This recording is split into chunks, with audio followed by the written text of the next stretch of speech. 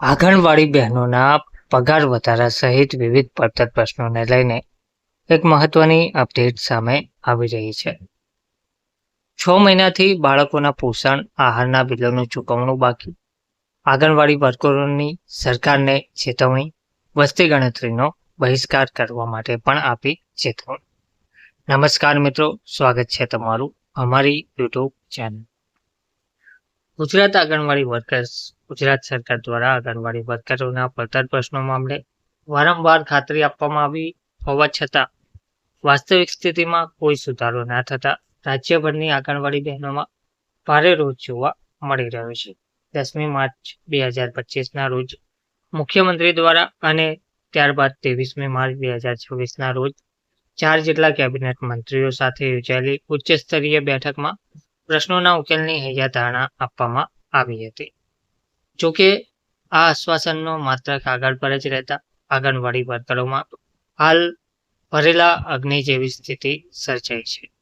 હવે 6 મહિનાના બિલો બાકી રહેતા બહેનો આર્થિક મુસીબતમાં મુકાયા છે. આંગણવાડી વર્કરોનો આક્ષેપ છે કે કાળઝાળ મોંઘવારીના આ યુગમાં તેમના નજીવા પગારમાં કોઈ જ વધારો કરવામાં આવ્યો નથી. એટલું જ નહીં, છેલ્લા 5 થી 6 મહિનાથી બાળકોના પોષણ આહારના બિલોનું ચૂકવણું પણ સરકારે કર્યું નથી. 23મી માર્ચની બેઠક બાદ પણ આંગણવાડી વર્કરોએ બાળકો ભૂખ્યા ના રહે તે માટે પોતાના ખિસ્સામાંથી પૈસા ખર્ચીને પોષણ આહાર પૂરો પાડ્યો હતો.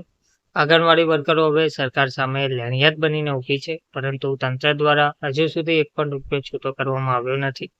આ ઉપરાંત છેલ્લા 1 વર્ષથી મળવાપાત્ર મોબાઈલ ઇન્સેન્ટિવની રકમ પણ અધ્ધરતા જોવા મળી રહી છે. વસ્તી ગણતરીની કામગીરીનો બહિષ્કાર કરવાનો પણ નિર્ણય કરવામાં આવ્યો છે. પગાર વધારા અને બાકી બિલોના પાયાના 7 પ્રશ્નોનો ઉકેલ ના આવતા આંગણવાડી બહેનો માનસિક રીતે પડી ભાંગી છે. ઓનલાઈન કામગીરી અને રોજિંદા કામના અતિશય બોજ વચ્ચે હવે સરકાર દ્વારા આશા વર્કરો અને આંગણવાડી વર્કરોને વસ્તી ગણતરીની વધારાની કામગીરી સોંપવામાં આવી રહી છે. કર્મચારીઓને મશીન સમજીને કામ થોપવાની આ નીતિ સામે બહેનોમાં ભારે આક્રોશ છે, જેના કારણે આંગણવાડી વર્કરોએ વસ્તી ગણતરીના તમામ કામોનો સંપૂર્ણ બહિષ્કાર કરવાનો મક્કમ નિર્ણય કર્યો છે.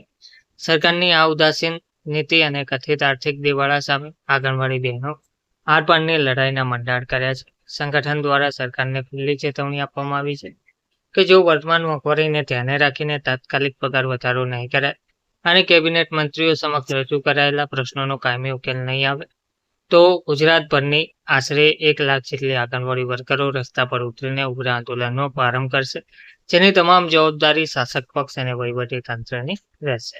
ધન્યવાદ.